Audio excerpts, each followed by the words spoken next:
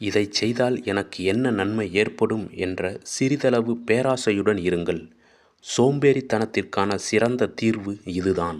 அரசாங்கத்தை விட எனது சொத்துக்கள் எனக்கு அதிக முக்கியமானவை. நான் எனக்கு தேவையான பணத்தை முதலில் எடுத்துக்கொண்டால் பொருளாதார ரீதியாக அதிக வலிமையுள்ளவனாக ஆவேன். எனக்கு தெரிந்த விஷயங்கள் பணத்தை உருவாக்குகின்றன.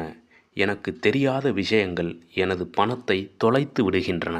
இயற்கையாகவே உங்கள் சக்தியை உருவாக்கிக் கொள்வதற்கான 10 கோட்பாடுகள். யதார்த்தத்தை விட உயர்வான ஒரு காரணத்தை கண்டுபிடியுங்கள். 2. தினசரி தேர்ந்தெடுப்புகளை மேற்கொள்ளுங்கள். 3. நண்பர்களை எச்சரிக்கையாக தேர்ந்தெடுங்கள். 4. விரைவாக கற்றுக்கொள்ளுங்கள். பிறகு மீண்டும் புதிய சூத்திரங்களை கற்றுக்கொள்ளுங்கள். 5.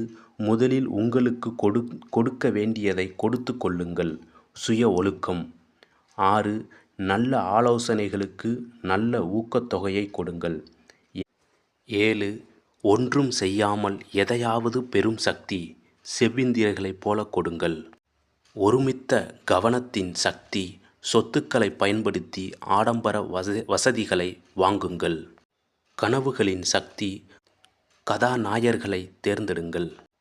10வது கோட்பாடு கொடுத்தலின் சக்தி. முதலில் கற்றுக்கொள்ளுங்கள், அப்போது உங்களுக்கு கற்றுக் கொடுக்கப்படும்.